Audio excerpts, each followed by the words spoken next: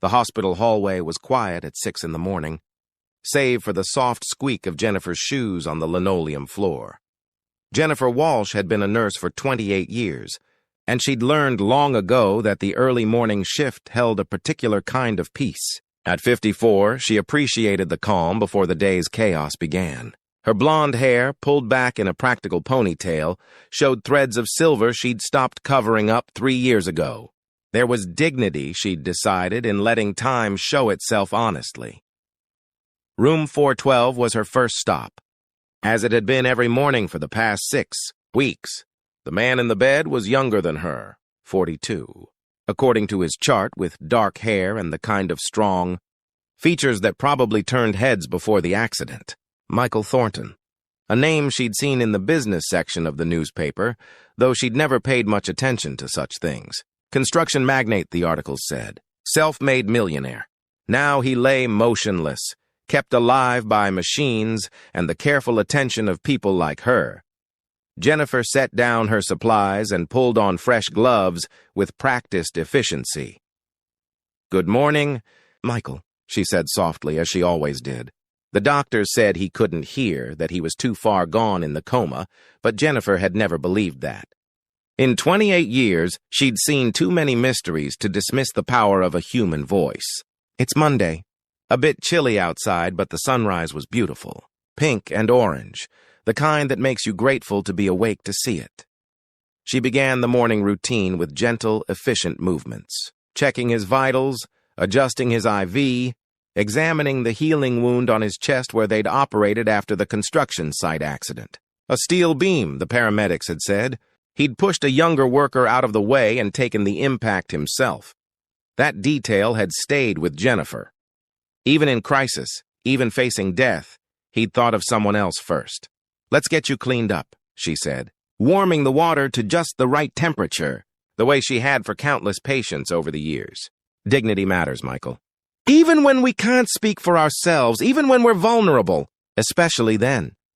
She worked with the practiced care of someone who'd done this thousands of times but never let it become routine. She'd seen other nurses grow callous, efficient but cold. Jennifer had made a different choice. Every patient deserved tenderness. Every body, regardless of its ability to respond, deserved respect. "My daughter Sarah called last night," Jennifer continued, her voice a soft accompaniment to her work. "She's pregnant with her second child, due in April. I'm going to be a grandmother again." She smiled, carefully washing his arm. "Life keeps moving forward, doesn't it? Even when some of us are standing still for a while." The monitors beeped their steady rhythm, the only response she expected. She told him about her late husband, James, who'd passed 5 years ago from a heart attack, about how she'd almost quit nursing after that, how the grief had made everything feel pointless. "But then I realized," she said, smoothing the fresh sheet over his chest, "that this work, caring for people when they can't care for themselves, it was the most important thing I could do." James would have understood that. She checked the bandage on his chest wound, pleased with how it was healing. "You're a fighter, Michael. Your body knows it even if your mind is resting, and that's okay. You take all the time you need." As she adjusted his pillow, she noticed something, a slight flutter beneath his eyelids. Probably nothing. Random nerve impulses, the neurologist had explained. But Jennifer paused, watching. Then his hand moved. Just a finger, barely a twitch, but definitely movement. "Michael?" Jennifer's heart quickened, but her voice stayed calm, trained by years of emergencies. "Michael, can you hear me?" His eyelids fluttered again, more deliberately this time. "That's it," she encouraged, reaching for the call button but keeping her other hand gently on his arm. "Take your time. You're safe. You're in the hospital and you're going to be okay." Slowly, like a man swimming up from great depths, Michael Thornton opened his eyes. His gaze was unfocused at first, confused. Jennifer kept her hand on his arm, steady and reassuring. "Don't try to talk yet. The breathing tube came out last week, but your throat will be sore. Just breathe. You're safe." His eyes found hers, and in them she saw the disorientation of someone waking in an unfamiliar world. Then, as awareness crept in, something else. Recognition, perhaps, though they'd never met before his coma. The room filled quickly with doctors, neurologists, specialists, all urgently checking him, their voices overlapping with medical jargon. Jennifer stepped back, her role in this particular moment finished. But she didn't leave. Through the controlled chaos, Michael's eyes kept finding her, as if she were an anchor in the confusion. Later, after the initial examination, after the doctors had marveled at his unexpected awakening, after his business partner had been called and cried openly at his bedside, the room finally emptied. Jennifer came back for her evening check. She'd stayed past her shift. Something she told herself she never did, but somehow often did anyway. "You stayed," Michael said, his voice rough and barely above a whisper. "Just wanted to make sure you were settling in okay," Jennifer said, checking his water pitcher. "It's a lot to wake up to. You were talking to me," he said slowly, each word an effort. "Every morning. I remember your voice." Jennifer felt her throat tighten. She'd been right all these years. They could hear. "I believe in treating people like people," she said simply, whether they're awake or not. Michael was quiet for a moment, his eyes distant. "You told me about your husband, about your daughter, about dignity." He looked at her with an intensity that was startling. "You gave me that, when I couldn't even ask for it?" "It's my job," Jennifer said gently. "No." His voice was stronger now. "It's who you are. There's a difference." Over the following weeks, as Michael's recovery progressed, Jennifer continued her care. She wasn't assigned to him anymore. He'd been moved to a recovery wing, had private nurses his company paid for. But she stopped by during her breaks. They talked like old friends because, in a way, they were. He'd heard her stories, her sorrows, her joys, all whispered during those morning routines. Now he shared his own. He told her about building his company from nothing, about the loneliness of success, about how the accident had changed something fundamental in how he saw the world. "I'm restructuring everything," he said one afternoon, sunlight streaming through his window.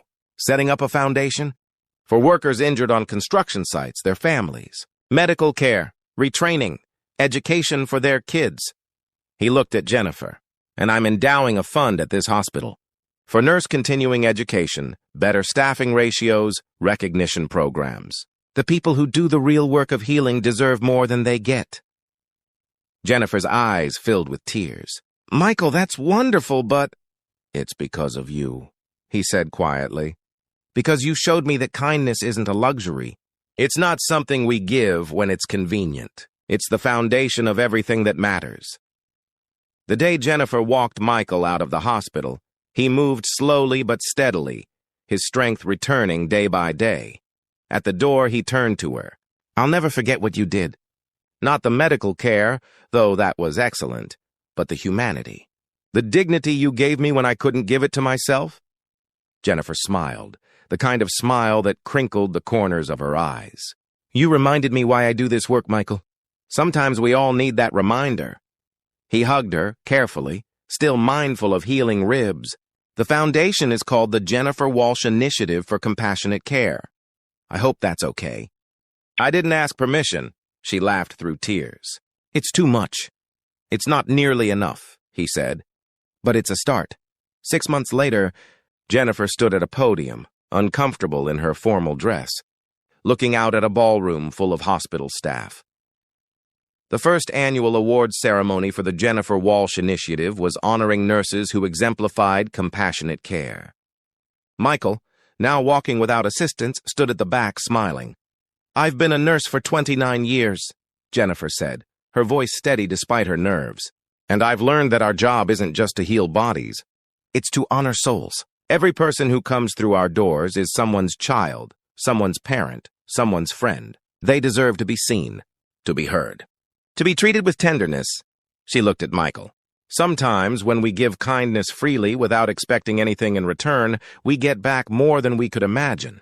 Not in money or recognition, but in the reminder that we're all connected, that we're all here to help each other through the hard times." The room erupted in applause, but Jennifer was thinking of James, of Sarah, of the thousands of patients she'd cared for. and of one man who'd reminded her that small acts of dignity could change the world. After the ceremony, as people mingled and celebrated, Michael approached her. "Thank you," he said simply. "For what?" Jennifer asked. "For seeing me when I couldn't see myself. For reminding me what it means to be human." Jennifer squeezed his hand. "We saved each other, Michael. That's how kindness works. It goes both ways. And in that moment, in a ballroom full of healers and helpers, two people who'd met in the most vulnerable of circumstances stood together. Proof that compassion, freely given, creates ripples that extend far beyond what we can see. The miracle wasn't just that Michael had woken up. The miracle was that in waking, he'd remembered what it felt like to be cared for. And in caring, Jennifer had been reminded why every morning, every patient, every small act of tenderness mattered, because in the end, we're all just walking each other home, and the journey is so much better when we do it with kindness.